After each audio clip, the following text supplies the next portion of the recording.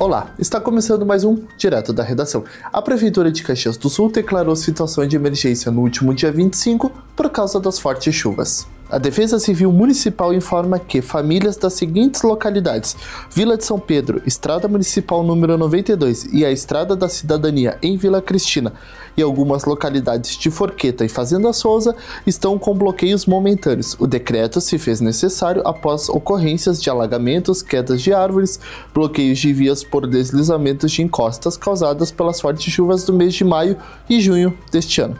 E para esse final de semana frio, últimos dias para conferir a exposição do artista plástico Christian de Lima. Na exposição Nos Prados Verdes e nas Pedras Pretas, o artista se inspirou no conceito de léxico familiar da escritora italiana Natalia Ginzburg, uma linha narrativa não bibliográfica que, segundo Christian, conta a história do artista com lembranças fragmentadas, sem se colocar por inteiro nas obras.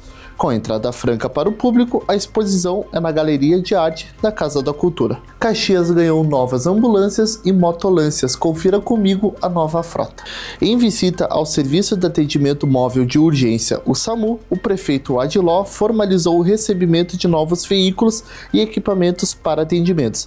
Agora, Caxias conta com 10 ambulâncias de unidades avançadas com equipamentos para atendimento de alta complexidade e 4 motolâncias de urgência. Até o próximo Direto da Redação com mais notícias de Caxias do Sul. Acompanhe as nossas redes sociais, YouTube e Instagram, @Câmara Caxias. Tchau!